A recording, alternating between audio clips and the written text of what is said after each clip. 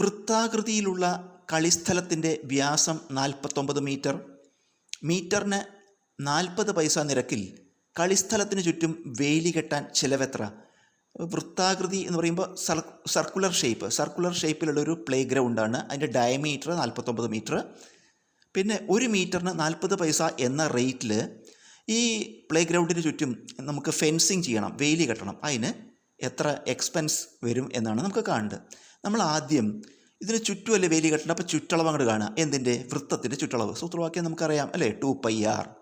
ഇതിൽ r എന്ന് പറഞ്ഞാൽ റേഡിയസ്, ആരം. r എന്ന് പറഞ്ഞാൽ ആരം, റേഡിയസ്.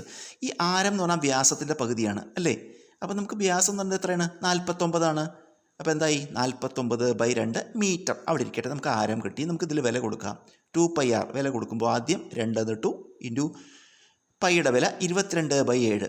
പൈക്ക് 3.14 ദശാംശ രൂപത്തിൽ എഴുതാട്ടോ. ഇവിടെ നമുക്ക് ഫ്രാക്ഷനായിട്ട് കൊടുക്കുകയാണ് പൈയുടെ വില 22/7 ഇൻറ്റു r. നമ്മളിപ്പോൾ കണ്ടുപിടിച്ചു എത്രയാണ്? 49/2. നോക്കൂ, ഈ 7ഉം 49ഉം ഹരിക്കുമ്പോൾ അല്ലെങ്കിൽ വെട്ടിച്ചുരുക്കുമ്പോൾ ഇവിടെ 7 49 മുകളിൽ 7 വരും. ഈ രണ്ടും വെട്ടിപ്പോവും ചെയ്യും. അപ്പോൾ എന്താ ഉള്ളത്? പിന്നെ 22 ഇൻറ്റു 7 ഗുണിച്ചാൽ 154 മീറ്റർ. അതായത് ഈ കളിസ്ഥലത്തിന് ചുറ്റും വേലി കെട്ടാൻ എത്ര വേലി വേണം? 154 മീറ്റർ നീളം വേണം വേലി. 154 മീറ്റർ വേണം. ഇനി ഇവിടെ പറഞ്ഞിട്ട് 1 മീറ്റർ വേലി കെട്ടാൻ ചിലവുണ്ട്. 1 മീറ്ററിന് എത്ര? 40 പൈസയാണ്. അപ്പോൾ 1 മീറ്ററിന് ചിലവ് 40 പൈസയാണ്. അപ്പോൾ ഇവിടെ എത്രയുണ്ട്? 154 മീറ്റർ കെട്ടണം. അപ്പോൾ ചിലവ് എന്ന് പറയുന്നത് എന്താണ്? 154നെ 40 കൊണ്ട് ഗുണിക്കുക.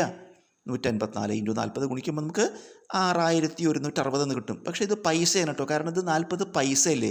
അപ്പോൾ ഈ ഗുണിക്കുമ്പോൾ കിട്ടുന്നത് പൈസയായിട്ടാണ്. നമ്മൾ അങ്ങനെയല്ലോ പറയുക അല്ലേ? അപ്പോൾ നമുക്ക് രൂപയാക്കണം. അപ്പോൾ നമ്മൾ പൈസ രൂപയ്ക്കാൻ നമ്മൾ 100 കൊണ്ട് ഹരിക്കുകയാണ്.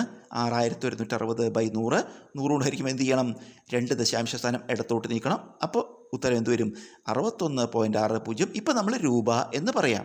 ഇനി വ്യാസം ഇംഗ്ലീഷിൽ ഡയമീറ്റർ, വൃത്തം എന്ന് പറഞ്ഞാൽ സർക്കിൾ.